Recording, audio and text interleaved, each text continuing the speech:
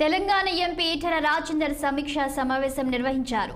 హైదరాబాద్లో అక్రమంగా కట్టుకున్న పెద్దల కట్టడాలు కూల్చడం సంతోషమే, కానీ సామాన్యులను ఇబ్బంది పెడితే మాత్రం చూస్తూ ఊరుకోమని సీఎం రేవంత్ రెడ్డిపై మండిపడ్డారు.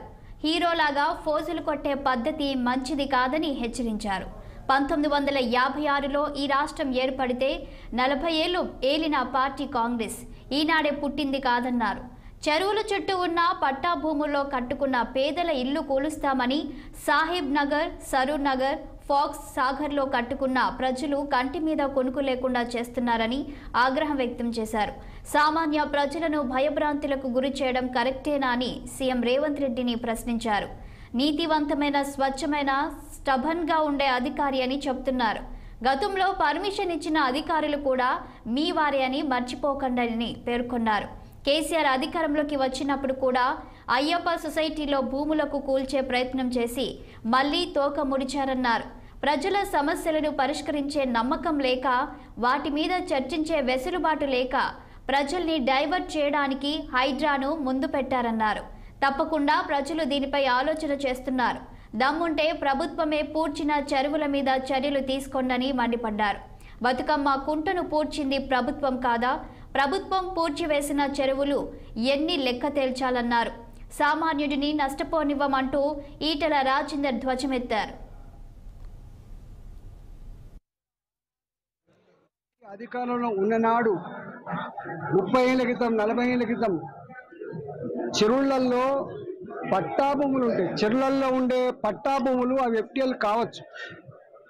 వాటికి పేదలకు పట్టాలు ఇచ్చి ఇల్లు కట్టించిండ్రు, వాటికి పర్మిషన్లు ఇచ్చి లేఅవుట్ చేసుకొని ఇచ్చిండ్రు.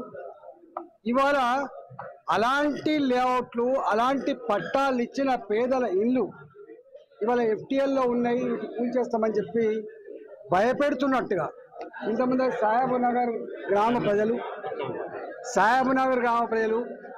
సరూర్ నగర్లో 30 ఏళ్ల క్రితం, 40 ఏళ్ల క్రితం కట్టుకున్నటువంటి ప్రజలు, ఫాక్స్ సాగర్లో బాజాప్తా ప్రభుత్వమే పట్టాలు ఇచ్చి కట్టుకున్నటువంటి ఇళ్ళన్నీ కూడా కూల్చివేస్తామనేటువంటి భయం ఏదైతుందో ఇవాళ ప్రజలందరూ కూడా కంటి మీద కొనుక్కుని కూడా చేస్తాం.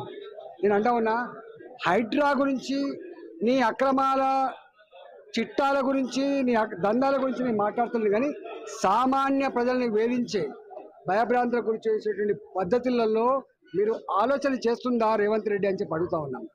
ఇవాళ నువ్వేదో అనుకుంటున్నావు, ఏదో స్వచ్ఛమైన, నీతివంతమైన, స్టబ్బన్గా ఉండే ఆఫీసర్ అని చెప్పి ఇవాళ కలెక్టర్ ఇవాళే కలెక్టర్ కాలే, అనాదిగా కలెక్టర్ ఉన్నారు. అక్కడ ఏ కలెక్టర్లు పర్మిషన్ ఇచ్చిండ్రు, ఏ జిహెచ్ఎంసీ పర్మిషన్ ఇచ్చింది, ఏ ఉడా పర్మిషన్ ఇచ్చింది, ఏ ఆఫీసర్ దాన్ని రిజిస్ట్రేషన్ చేసిండ్రు, ఇవన్నీ ఒక్క ఏళ్ళు చూపించే ప్రయత్నం చేస్తే 4 ఏళ్ళు మీరు చూపించాలనే విషయాన్ని మర్చిపోకు.